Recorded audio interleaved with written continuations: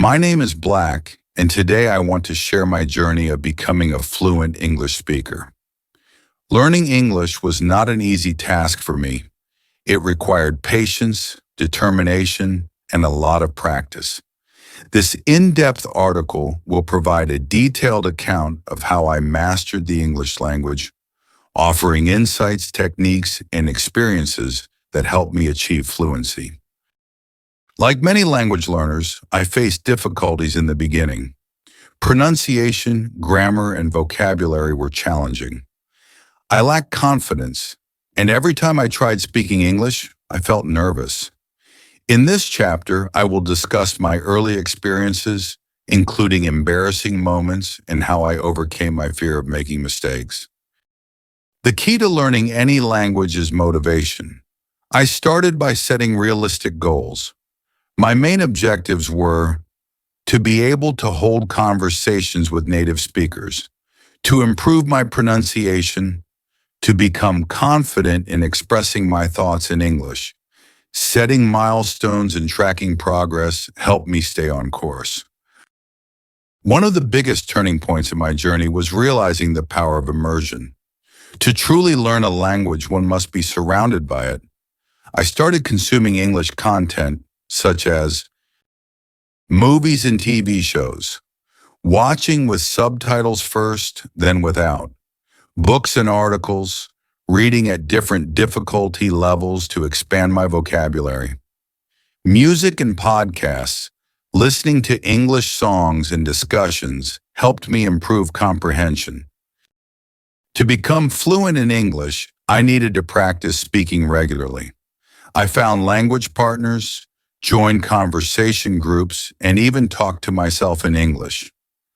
This chapter details daily speaking exercises using language exchange programs, overcoming the fear of speaking in public. Grammar is essential for clear communication. I dedicated time to learning grammar rules and expanding my vocabulary. Some effective methods I used include studying grammar books and taking online courses, using flashcards and spaced repetition systems, SRS, to remember words, learning words in context rather than memorizing isolated vocabulary. A major breakthrough in my language learning journey was training myself to think in English instead of translating from my native language. This shift helped me speak more naturally and fluently. Techniques to develop this habit: avoiding overthinking while speaking, practicing with real-world scenarios. Writing in English improved my understanding of grammar, sentence structure, and vocabulary. Some of my favorite exercises included journaling in English, writing essays, emails, and short stories, engaging in online forums and discussions. Pronunciation plays a key role in fluency. I used phonetics and mouth exercises, imitating native speakers and shadowing techniques, recording myself and analyzing my speech. Engaging in real conversations with native speakers was crucial. I participated in language exchange meetups, online speaking platforms, traveling to English-speaking countries, and interacting with locals. Making mistakes is part of the process. This chapter covers why mistakes are beneficial for learning, how to embrace correction and feedback, strategies to improve after making errors. Language learning takes time, and consistency is key. I will share my methods for staying motivated and disciplined, creating a daily language learning routine, setting new goals as I improve, engaging with the language in different ways to keep it fun and interesting. Language is deeply tied to culture. To sound more natural, I studied idioms, slang, and expressions used by native speakers.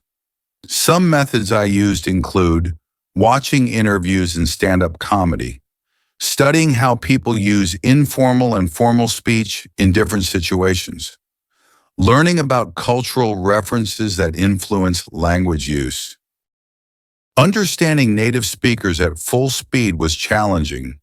To improve, I practiced active listening exercises, watched English news and talk shows, used apps with speed control to gradually increase my listening skills.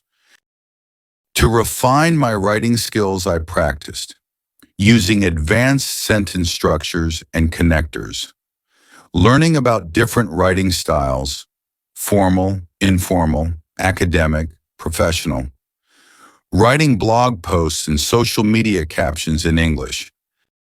To become more confident in English, I practiced giving presentations in front of small groups, participating in debates and discussions, using storytelling techniques to engage listeners.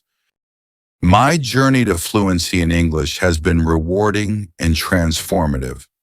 The lessons I learned along the way have not only improved my communication skills, but have also given me the confidence to connect with people worldwide.